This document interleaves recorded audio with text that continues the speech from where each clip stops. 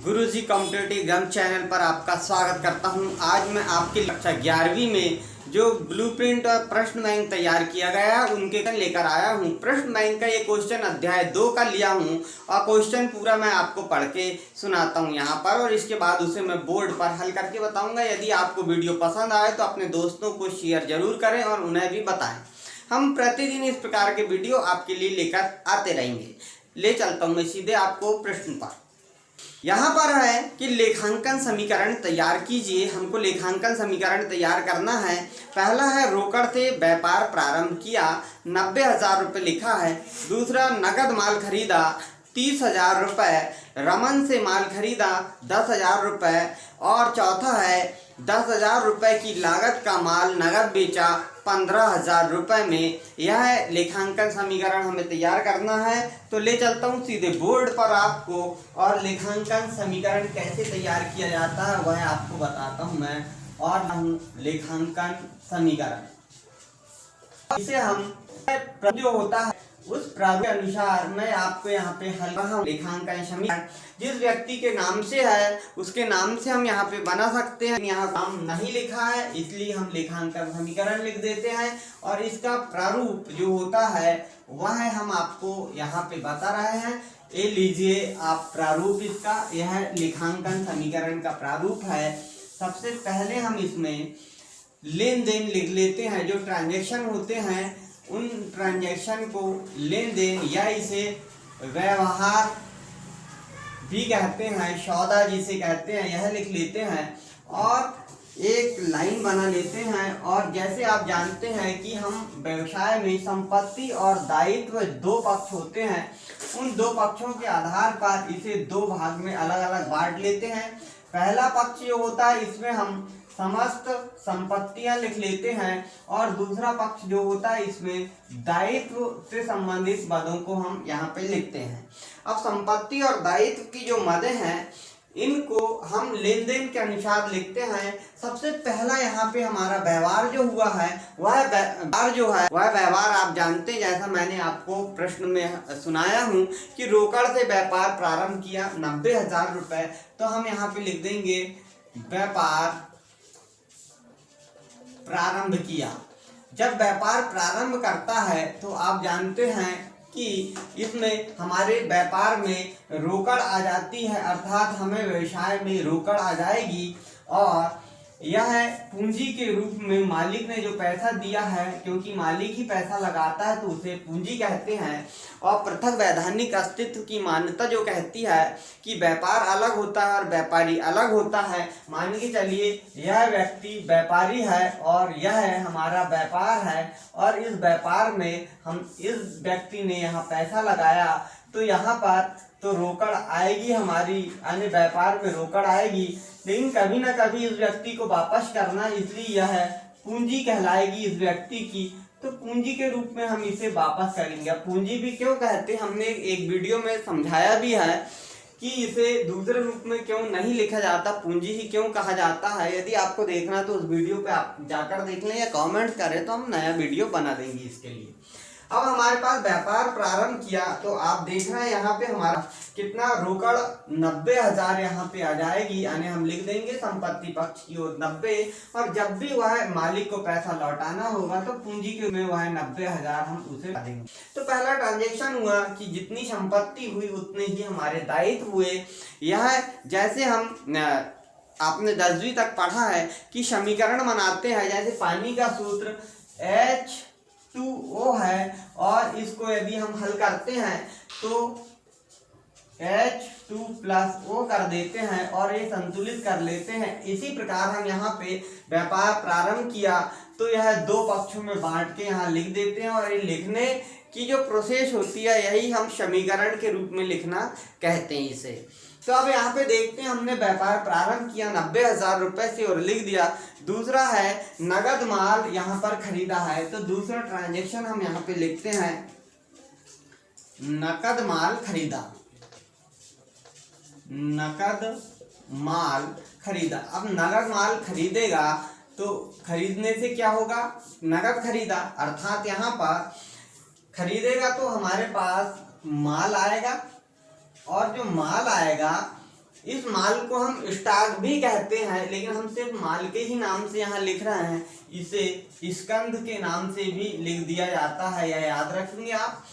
तो नगद खरीदा है तो हमारे पास से खरीदेगा तो सीधी सी बात हमारे व्यवसाय से जो रोकड़ है वो जाएगी, और रोकड़ जाएगी तो आप जानते हैं कि रोकड़ जाएगी तो पैसे यहाँ रोकड़ कम हो जाएंगे, लेकिन माल उतने का आ जाएगा। तो कितने का माल हमने खरीदा है वह हमको देख लेना है। तो हमने 30,000 का जो माल खरीदा है उसे लिख देंगे, और माल के रूप में हमारे पास 30,000 का स्कंद हो जाएगा। लेकिन पूंजी मालिक पर इसका कोई प्रभाव नहीं होगा, क्योंकि मालिक से अभी कोई इसका संबंध नहीं है। क्यों नहीं है? क्योंकि संपत्ति व्यापार में आई और माल हमारा व्यापार में आया और रोकड़ चली गई, यानी सिर्फ संपत्ति पक्ष के ही ये ट्रांजैक्शन हुए। अब देखते हैं इनों का, हम यहाँ पे समीकरण को पूरा करते हैं, और समीकरण पूरा करेंगे तो हमारे पास रोकड़ व्यापार में से 60,000 रोकड़ बची और माल हमारे पास 30,000 का हो जाएगा। इस प्रकार माल का जो 90,000 रुपए, यदि हम 90,000 शून्य लेते हैं तो 90,000 के रूप में 90,000 ही रहेंगे यहाँ पर।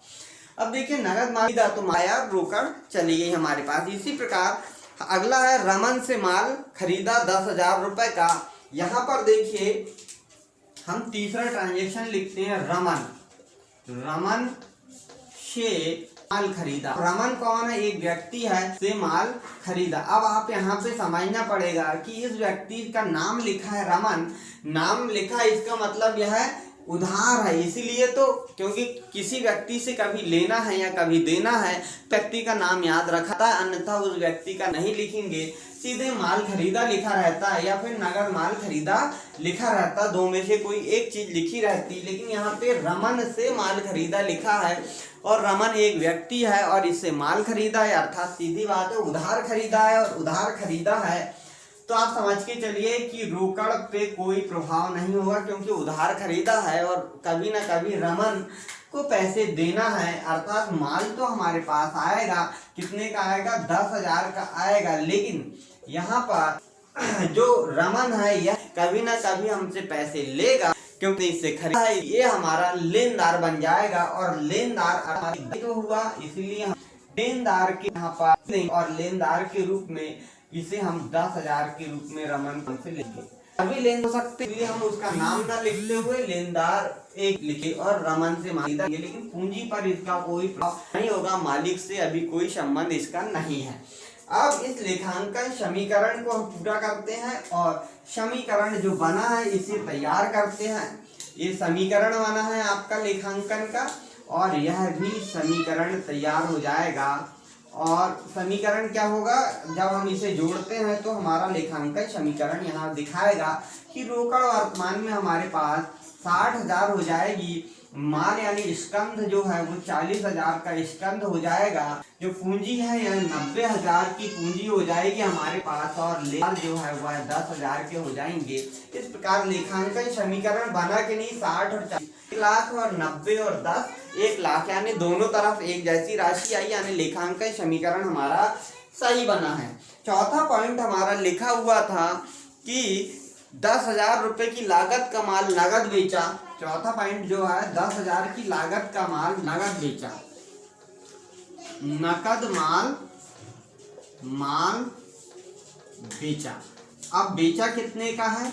10,000 का बेचा है, लेकिन कितने रुपए में बेचा है? यहाँ लिखा है 15,000 रुपए में बेचा है। 15,000 में बेचा यानी हमारे पास नगद बेचा है, तो 15,000 रुपए हमारे पास नगद आया। माल कितने का गया? आपको मालूम है कि 10,000 का माल था हमारा, और बेचा कितने में है? 15,000 रुपए में, यानी माल तो गया होगा सिर्फ 10,000 रुपए का, और ये ज्यादा में बेचा हमने, यानी कितना ज्यादा में बेचा है? 5,000 रुपए का दोनों में डिफरेंस, यहाँ पर 5,000 रुपए, यानी ये 5,000 क्या हुआ? फायदा हुआ हमको, और इस फायदा को ही लाभ कहते हैं। और ये लाभ किसका होता है? ये लाभ जो होता है मालिक का होता है, तो मालिक के अकाउंट में जुड़ जाएगा, यानी पूंजी मालिक की है, जुड़ जाएगा, लेकिन लेनदार देनदार पर इसका कोई प्रभाव नहीं होगा।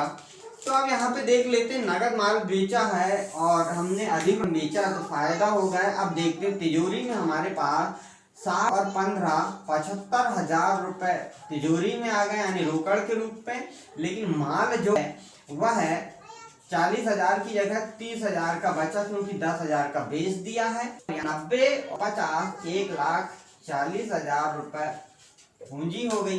1 मिनट, ये 5,000 है यानी 95,000, सॉरी यहाँ पर 95,000 पूंजी हो गई है और लेनदार जो हैं ये 10,000 के हो गए हैं। कुल मिला के यदि हम देखें तो लेखांकन समीकरण का पहला भाग 75 और 30 1,05,000 हो जाएगा यहाँ पे डेबिट पक्ष एंड संपत्ति पक्ष की ओर। और आप देखेंगे 95 और 10 1,05,000 हो जाएगा हमारा किसकी ओर, दायित्व पक्ष की ओर। तो इस प्रकार से यह लेखांकन समीकरण को एक लाइन से हम बंद कर देते हैं और इस प्रकार हम लेखांकन समीकरण तैयार करते हैं। यदि आपको वीडियो पसंद आता है तो अपने दोस्तों को शेयर करें।